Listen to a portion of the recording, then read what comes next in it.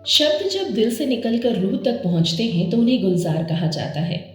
एक शायर, गीतकार और फिल्मकार जिन्होंने हिंदी उर्दू अदब को एक नया आसमान दिया।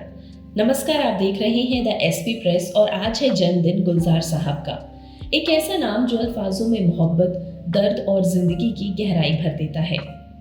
18 अगस्त 1934 पश्चिमी पंजाब के झेलम जिले के दीना गांव में जन्मे गुलजार साहब का असली नाम संपूर्ण सिंह कालरा है। 1947 के विभाजन की त्रासदी ने बचपन में ही उन्हें जीवन की सच्चाइयों से रूबरू करा दिया। कभी ऑटोमोबाइल्स गैराज में काम करने वाले संपूर्ण सिंह आगे चलकर गुलजार बन गए।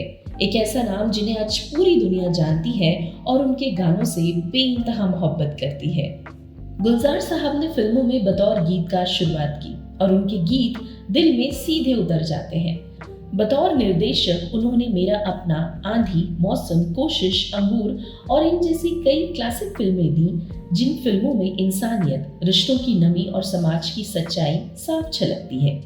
उनके लिखे गानों और फिल्मों में अक्सर वो लफ्ज मिलते हैं जो आम आदमी की जिंदगी में सीधे दिल से जुड़े होते हैं।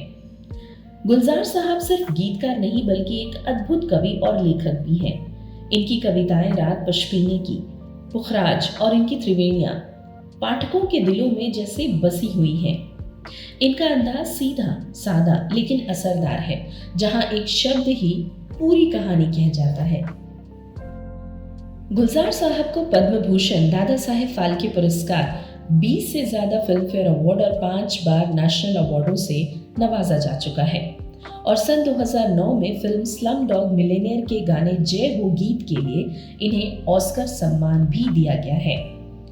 गुलजार उम्मीदों के शहर मुंबई में अपने कदम जमाने की कोशिश ही कर रहे थे। अच्छा ये था कि 1961 में बिमल रॉय के मार्गदर्शन में काम सीखने का इन्हें सौभाग्य मिला। इसी बीच एक दिन दिल्ली में उनके पिताजी माखन सिंह का निधन हो गया। चूंकि गुलजार को अभी नया नया काम मिला ही था, इसलिए उन्हें परेशान न करने की गरज से उन्हें इस बात की खबर नहीं दी गई। मुंबई में ही रह रहे अपने बड़े भाई को ये खबर मिली और वो उड़कर दिल्ली पहुंच गए। पहुंचकर अंत्येष्टि क्रिया संबंधी दायित्व भी पूरे कर दिए। कुछ दिनों बाद दिल्ली में ही रहने वाले गुलजार साहब के एक पड़ोसी से जब उन्हें ये खबर मिली, गुलजार फ्रंटियर मेल से अपने घर दिल्ली के लिए रवाना हो गए।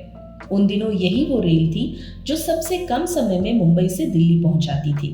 लिहाजा गुलजार साहब 24 घंटे में घर पहुंचे, लेकिन तब तक बहुत देर हो चुकी थी। सारी रस्में निभाई जा चुकी थी। गुलजार साहब बोझिल मन से मुंबई लौट आए। अपने माजी का बोझ उनके लेखन में साफ नजर आता था। जिंदगी सरकते सरकते और 5 बरस आगे बढ़ चुकी थी कि बिमल रॉय ने भी बिस्तर पकड़ लिया। पितृतुल्य बिमल दा को रफ्ता रफ्ता कैंसर के शिकंजे में कसते हुए देख रहे थे गुलजार साहब। ये तड़प बर्दाश्त के बाहर थी।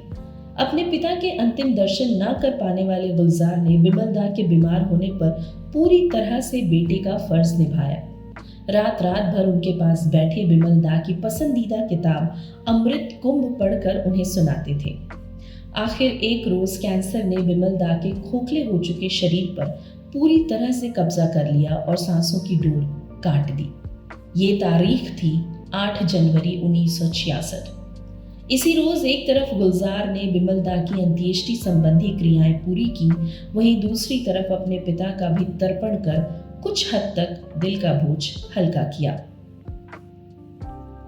गुलजार साहब ने हमें सिखाया कि शब्द सिर्फ कहे नहीं जाते बल्कि महसूस भी किए जाते हैं। उनके गीतों में हमें बचपन की मासूमियत भी मिलती है और जिंदगी की तलखी भी। आज के युवा लेखकों और कवियों के लिए वो एक प्रेरणा का स्रोत है। वो कहते हैं कि अगर दिल सच्चा हो तो कलम अपने आप जादू लिखती है। तो आइए गुलजार साहब के जन्मदिन पर हम सब मिलकर उन्हें सलाम करें और कहें, आपके शब्द, आपकी कविताएं और आपके गीत आने वाली पीढ़ियों तक अमर रहेंगे। हैप्पी बर्थडे गुलजार साहब। आपने हमें सिखाया शब्द भी सुगंध बन सकते हैं अगर दिल से निकले हों। जय हिंद, धन्यवाद।